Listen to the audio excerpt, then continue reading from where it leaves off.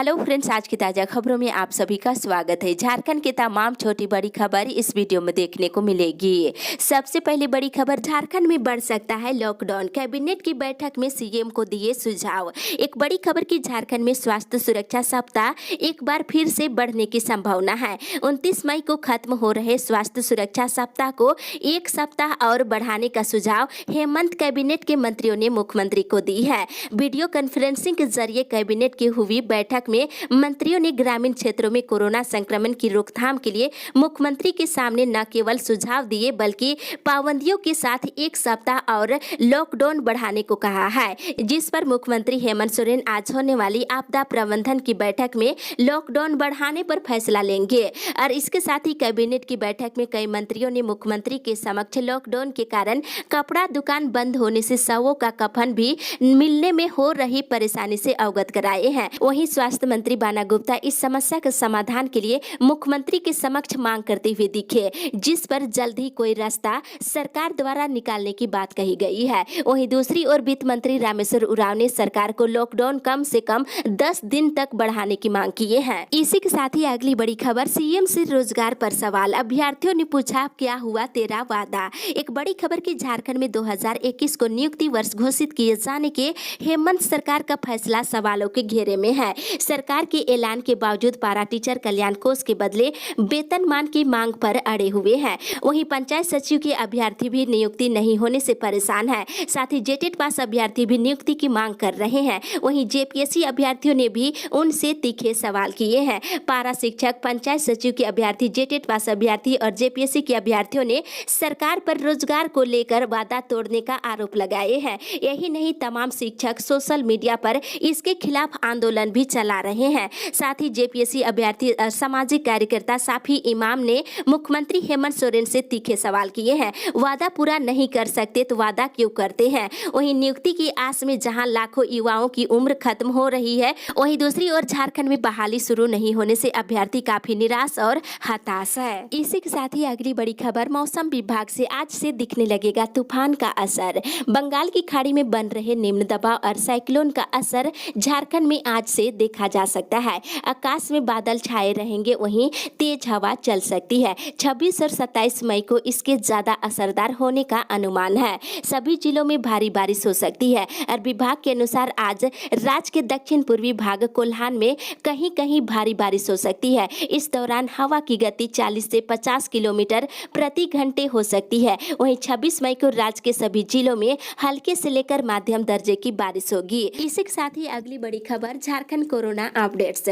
झारखंड पिछले 24 घंटे के दौरान कोरोना के 1394 नए मरीज मिले हैं। इसके साथ ही 33 मरीजों की मौत हो गई है और वहीं 3291 मरीज स्वस्थ हुए हैं। और मिले मरीजों में से बोकारो से 58, चतरा से 29, देवघर से 65, धनबाद से 103, दुमका से 22, पूर्वी सिंहभूम से 258, गढ़वा से 49, गिरिडीह से 62, गोड्डा से 22, गुमला से 44, हजारीबाग से 107, जामताड़ा से 8, खुट्टी से 8, कोडरमा से 34, लातेहार से 12, लोहरदगा से 44, पाकुड़ से 4, पलामू से 62, रामगढ़ से 61, रांची से 199, साहिबगंज से 15, सरायकेला से 32, सिमडेगा से 48 और पश्चिमी सिंहभूम जिले से 93 नए मरीज मिले हैं। वहीं दूसरी ओर देश में पिछले 24 घंटे के दौरान 1,78,409 कोरोना के नए मरीज मिले हैं। साथ ही 3,112 मरीजों की मौत हो गई है। इसी के साथ ही अगली बड़ी खबर, शिक्षकों को कोरोना वॉरियर्स घोषित करे सरकार।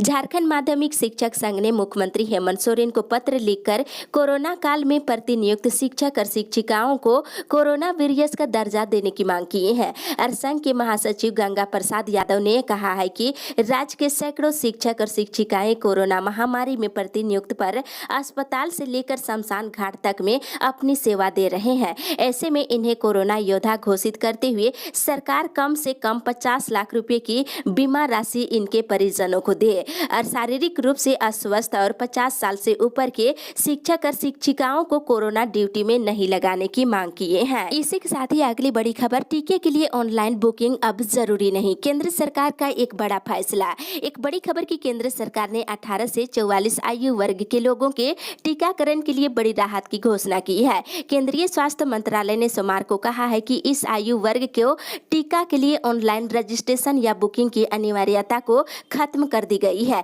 ये फैसला तत्काल प्रभाव से लागू हो गया है। राज्य सरकारों से कहा गया है कि वे अपने यहाँ उपलब्ध सुविधाओं के अनुसार इस बारे में फैसला कर सकते हैं और नए नियम के मुताबिक 18 साल के लोगों को अब टीकाकरण केंद्र पर जाकर अपना रजिस्ट्रेशन करवा सकते हैं और समय पर टीका ले सकते हैं। ये सुविधा फिलहाल सरकारी टीकाकरण केंद्रों पर शुरू कर दी गई है। वहीं दूसरी ओर झारखंड सरकार ने सुप्रीम कोर्ट में याचिका दायर कर 18 साल से ऊपर के टीकाकरण में कोविन पोर्टल पर रजिस्ट्रेशन और स्लॉट बुकिंग की अनिवार्यता को खत्म करने की मांग की है। राज्य सरकार ने कोविन पोर्टल की बजाय अमृत वाहिनी ऐप के जरिए बुकिंग की अनुमति देने की मांग किए हैं। साथ ही अगली बड़ी खबर, मुख्यमंत्री हेमंत का सीबीएसई को सुझाव, अभी न ले परीक्षा। एक बड़ी खबर की झारखंड के मुख्यमंत्री हेमंत सोरेन ने सीबीएसई की 12वीं बोर्ड की परीक्षा और अन्य प्रवेश परीक्षाओं के आयोजन को लेकर कहा है कि ये परीक्षाएं अभी आयोजित करना उचित नहीं है। अभी परीक्षाएं आयोजित करने से बच्चों में संक्रमण का खतरा बढ़ सकता है। उन्होंने केंद्र सरकार और सीबीएसई को कोरोना संक्रमण घटने का इंतजार करने का सुझाव देते हुए कहा है कि संक्रमण कम होने के बाद ही परीक्षा की तिथि तय हो। और साथ ही मुख्यमंत्री ने कहा है कि उन्हें निरंतर मिल रहे सुझाव का निष्कर्ष निकाला जाए तो फिलहाल परीक्षा नहीं आयोजित करने की बात पर सभी की सहमति नजर आ रही है। और कुछ लोगों का कहना है कि अगर परीक्षा आयोजित होती है तो शारीरिक दूरी के नियम का पालन नहीं होगा और बच्चे संक्रमित हो सकते हैं। और साथ ही ऑनलाइन परीक्षा लेने को लेकर के भी सुझाव आ रहे हैं। मुख्यमंत्री ने अपनी बातों को रखते हुए केंद्र को सुझाव दिया है कि आगामी सभी परीक्षाओं की तारीख कोरोना संक्रमण के प्रभाव कम होने अथवा नियंत्रित होने के बाद ही तय किया जाए। इसी के साथ ही अगली बड़ी खबर, ग्रामीण क्षेत्रों में संक्रमण रोकने पर पूरा फोकस, राज्यवासियों को संक्रमण से बचाना सरकार की प्राथमिकता। एक बड़ी खबर की मुख्यमंत्री हेमंत सोरेन ने कहा है कि ग्रामीण क्षेत्रों में कोरोना संक्रमण के फैलने से रोकने पर सरकार पूरा ध्यान दे रही है। सोमवार को अपने मंत्रियों के साथ कोरोना संक्रमण की अध्ययन स्थिति, रोकथाम, नियंत्रण और आगे की रणनीति की तैयारियों को लेकर विचार विमर्श के दौरान उन्होंने ये बात कही है। और उन्होंने कहा है कि सभी के सहयोग से हालात पर काबू पाया गया है। अब स्थिति नियंत्रण में दिख रही है। अब शहर के साथ साथ राज्य सरकार का पूरा फोकस ग्रामीण क्षेत्रों में है। वहीं दूसरी ओर कैबिनेट की बैठक में मुख्यमंत्री ने कहा है कि सरकार अब हर मृतक के लिए मुफ्त कफन की व्यवस्था करेगी। उन्होंने कहा है कि राज्य में लॉकडाउन के कारण दुकानों के बंद होने से मृतकों को कफन मिलने में हो रही परेशानी को देखते हुए ये घोषणा किए हैं। इसी के साथ ही अगली बड़ी खबर, झारखंड सरकार अनुदानित दर पर किसानों को उपलब्ध करा रही बीज। राज्य सरकार सभी किसानों को अनुदानित दर पर विभिन्न प्रकार के फसलों का बीज उपलब्ध कराने का निर्णय लिया है। इसी को लेकर किसानों को अनुदानित दर पर बीज की खरीदारी करने को लेकर जागरूक करने का फैसला लिया है। ये सभी बातें रामगढ़ विधायक ममता देवी ने कही है। वे सोमवार को कृषि जागरूकता रथ को हरी झंडी दिखाकर रवाना किए। वहीं दूसरी ओर रांची की सुविधा केंद्रों में होगी तरबूज की बिक्री। रांची में तरबूज की बिक्री के लिए उपायुक्त छवि रंजन ने सुविधा केंद्र और मोबाइल वैन की व्यवस्था करने का निर्देश दिया है। पंडरा बाजार समिति में एक, डेली मार्केट और हरमू फल मंडी में दो सुविधा केंद्र बनाए जाएंगे। आपको बता दें, सोमवार को हरमू डेली मार्केट दुकानदार संघ के साथ बैठक के बाद उपायुक्त ने ये निर्देश दिए हैं। इसी के साथ ही अगली बड़ी खबर, आज से 1 लाख स्वास्थ्य कर्मी घर घर करेंगे कोरोना की जांच। एक बड़ी खबर की राज्य सरकार कोरोना वायरस का संक्रमण कम करने के लिए अब गांवों पर फोकस कर रही है। इस कड़ी में गांवों में कोरोना जांच का विशेष अभियान आज से शुरू होगा, जो 5 जून तक चलेगा। इस दौरान 1 लाख से अधिक स्वास्थ्य कार्यकर्ता घर घर जाकर कोरोना की जांच करेंगे और लक्षण पाए जाने पर उनकी कोरोना की जांच भी होगी। और इस अभियान से पता चल पाएगा कि गाँव में कोरोना का संक्रमण कितना अधिक है। वहीं 40,000 सहिया और 30,000 आंगनबाड़ी सेविका और सखी मंडल की सदस्य घर घर सर्वे करेगी और मरीजों की पहचान करेगी। इसके साथ ही 10,000 एएनएम और 2,000 कम्युनिटी हेल्थ ऑफिसर और 2,000 मल्टीपर्पस वर्कर्स कोरोना जांच का काम करेगी। इसी के साथ ही अगली बड़ी खबर, सीएम से आर्थिक मदद की लगाई गुहार। झारखंड हाई कोर्ट में कार्यरत लगभग 400 अधिवक्ता लिपिकों के सामने स्वयं के साथ परिवार का पेट भरने में दिक्कतों का सामना करना पड़ रहा है। अधिवक्ता लिपिक संघ ने मुख्यमंत्री से आर्थिक मदद की गुहार लगाई है और इसको लेकर संघ ने महाधिवक्ता के माध्यम से मुख्यमंत्री को पत्र लिखा है। वहीं दूसरी ओर वकीलों की आर्थिक सहायता के लिए हाईकोर्ट में रिट। कोरोना महामारी को देखते हुए 1 साल से जीवन और जीविका की जंग लड़ रहे वकीलों ने हाईकोर्ट का दरवाजा खटखटाया है। बार एसोसिएशन के पूर्व महासचिव अधिवक्ता प्रवक्ता विदेश दा ने हाईकोर्ट में रिट याचिका दाखिल कर वकीलों को आर्थिक मदद दिलाने की गुहार लगाई है। अगले कुछ दिनों में हाईकोर्ट में याचिका पर सुनवाई हो सकती है। इसी के साथ ही अगली बड़ी खबर, बढ़े लॉकडाउन मगर व्यावसायिक गतिविधियों को भी मिले छूट। एक बड़ी खबर की फेडरेशन ऑफ ऑल इंडिया व्यापार मंडल ने मुख्यमंत्री हेमंत सोरेन से मांग किया है कि झारखंड में 29 मई की सुबह के 6 बजे तक लागू लॉकडाउन को 15 दिनों तक आगे बढ़ा दिया जाए, मगर समयबद्ध तरीके से व्यापारियों को दुकान खोलने की इजाजत मिले। और सरकार के द्वारा उठाए गए कड़े कदमों और लोगों की सतर्कता और जागरूकता के कारण कोरोना वायरस संक्रमण की चेन को तोड़ने में काफी हद तक सफलता मिली है। एक बार में पूरी तरह से छूट देने से फिर से बाजारों में भीड़ लगेगी, हालात दोबारा बिगड़ सकती है, इसलिए बहुत अधिक ही सोच समझकर कदम उठाने की जरूरत है। उन्होंने कहा कि राज्य सरकार के द्वारा जारी गाइडलाइन का सख्ती से पालन कराते हुए आर्थिक गतिविधियों को जारी रखने के लिए समयबद्ध तरीके से व्यापार करने की छूट देने की व्यवस्था की जाए, लेकिन दूसरे राज्यों के बीच का आवागमन अभी भी बंद रखने की मांग किए हैं। इसी के साथ ही अगली बड़ी खबर, 7वें वेतनमान का प्रस्ताव विभाग में वापस भेजा। राज्य के विश्वविद्यालयों के सेवानिवृत्त शिक्षकों को 7वां वेतनमान नहीं मिल पा रही है, इससे शिक्षकों में काफी आक्रोश है। 7वें वेतनमान से संबंधित प्रस्ताव को उच्च शिक्षा विभाग में वापस कर दिया गया है और कहा गया है कि देखा जाएगा कि 7वां वेतनमान देने पर कितना आर्थिक बोझ बढ़ेगा, इसका आकलन कर प्रस्ताव भेजने के लिए कहा गया है। इधर federation of retired university teacher association के अध्यक्ष डॉक्टर बबन चौबे ने कहा है कि 7वें वेतनमान में राशि का आकलन कई बार किया जा चुका है। उन्होंने कहा कि कार्यरत शिक्षकों को 7वें वेतनमान के अनुसार वेतन भुगतान हो रहा है और एरियर का भी भुगतान हो गया है, जबकि सेवानिवृत्त शिक्षकों के साथ सौतेला व्यवहार की जा रही है। इसी के साथ ही अगली बड़ी खबर, छात्र आजसू ने कहा विशेष पैकेज की घोषणा करे सरकार। छात्र आजसू के प्रदेश अध्यक्ष गौतम सिंह ने कहा है कि राज्य सरकार को स्थानीय प्रशासन की सामाजिक चुनौतियों पर भी ध्यान देना चाहिए। स्वास्थ्य सुरक्षा सप्ताह के 1 महीने हो गए हैं, लोगों की आर्थिक स्थिति बहुत खराब हो गई है, मजदूरों को काम नहीं मिल पा रही है, व्यवसाय पूरी तरह से ठप हो गई है, वहीं कोचिंग बंद है। ऐसे में सरकार मजदूरों, शिक्षकों और छोटे व्यवसायियों और निजी क्षेत्र में काम करने वाले सभी लोगों के लिए विशेष पैकेज की घोषणा करने की मांग किए हैं। इसी के साथ ही अगली बड़ी खबर, किसानों के समर्थन में आपका धरना।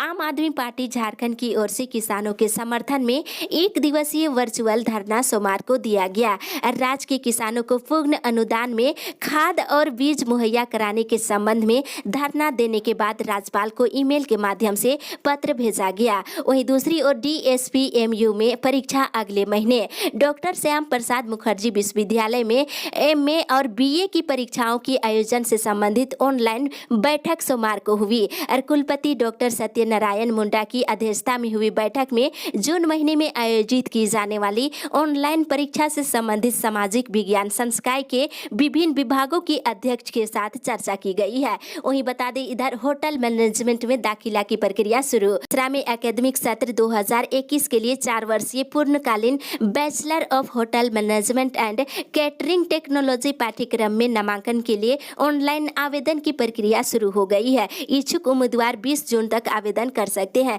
साथ ही इधर बिहार में बढ़ते कोरोना संक्रमण को देखते हुए 1 जून तक लॉकडाउन बढ़ा दिया गया है। इसी के साथ ही अगली बड़ी खबर, निजी अस्पतालों में मरीजों के इलाज की दर में होगा संशोधन। एक बड़ी खबर की निजी अस्पतालों में कोरोना वायरस से संक्रमित मरीजों के इलाज के लिए तय की गई दर में फिर से संशोधन किया जाएगा। राज्य सरकार ने पूर्व निर्धारित दर पर पुनर्विचार करने का निर्णय लिया है। इसे लेकर एक उच्च स्तरीय कमेटी गठित की गई है। ये कमेटी निजी अस्पतालों में कोरोना संक्रमित मरीजों की चिकित्सा के लिए चिकित्सक पैकेज और अन्य चिकित्सक व्यय के संबंध में अध्ययन कर राज्य सरकार को रिपोर्ट सौंपेगी। दूसरी ओर राज्य रोके खाद्य तेलों की महंगाई। केंद्र सरकार ने राज्यों समेत सभी साझेदारों से खाद्य तेलों की महंगाई पर काबू पाने के उपायों पर तत्काल कदम उठाने को कहा है।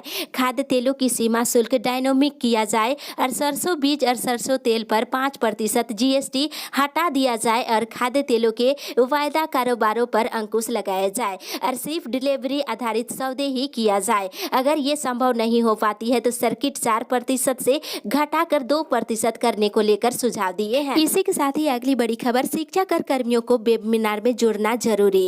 एक बड़ी खबर की शिक्षा विभाग के पदाधिकारियों और शिक्षक और शिक्षिकाओं और कर्मचारियों की बहानेबाजी अब नहीं चलेगी।